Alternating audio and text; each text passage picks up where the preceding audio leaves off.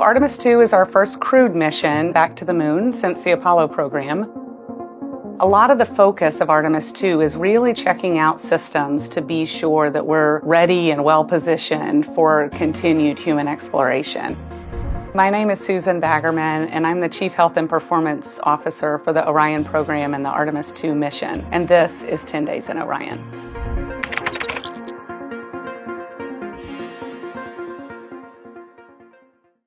For this mission, the crew will launch in the Orion spacecraft on top of the Space Launch System rocket, or the SLS rocket. Once they've launched and achieved orbit, shortly after that, they'll perform what's called an apogee raise burn. And that's basically to put them into a high Earth orbit, which is critically important for this flight because it gives the crew 24 hours where they can orbit and check out some of the key systems, but also still be close enough that we could return them to Earth if something were to happen. One of their first priorities is conducting a rendezvous and prox ops demonstration. This is basically just a chance to check out the Orion handling qualities and what it would be like to dock to another spacecraft. They'll continue on checking out many of the different critical Orion systems. They'll be looking at things like oxygen levels within the vehicle, how the CO2 scrubbing system is performing, check out some of the critical medical systems, and be sure that we understand how the crew would do that successfully within the volume of Orion. We also have, of course, systems to feed the crew. They have a potable water dispenser that they'll check out. And then we also have a food warmer. Kind of looks like a suitcase that the crew can use to heat their food. They're also going to check out the flight wheel system. We'll have the crew perform some initial exercises. Part of that is to ensure that the flight wheel is actually working, but part of it is actually to be sure that our environmental control systems are actually working. For sleeping, the crew will sleep in sleeping bags. Some crew members like to be very tightly bound up, and some like to float very free. For the most part, they can sleep wherever they want within the Orion vehicle.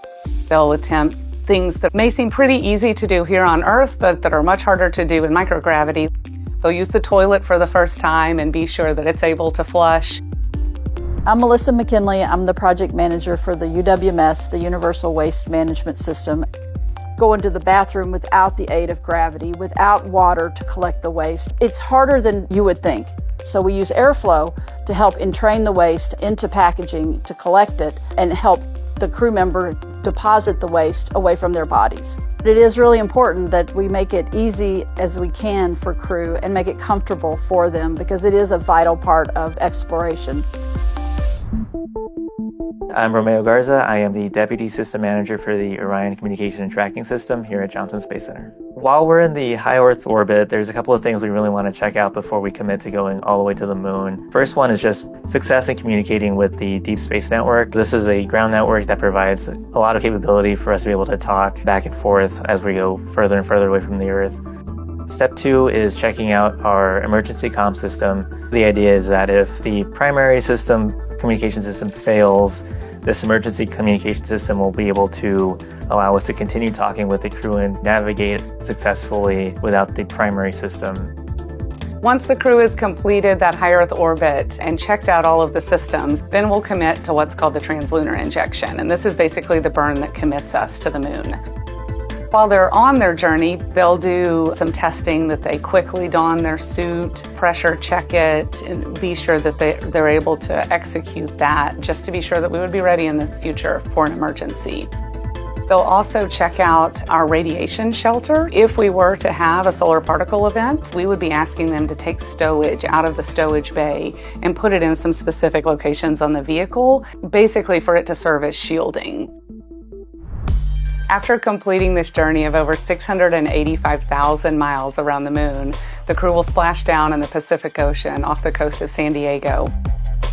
They'll be greeted by the Navy, who will recover the vessel and, most importantly, recover the crew. This mission has been an absolute monumental effort by a large team of people within the human health and performance area. All of our efforts and all of the engineering and the medical discipline that was poured into this mission really resulted in being able to see those 4 crew members, our friends, return safely to the Earth and back to their families.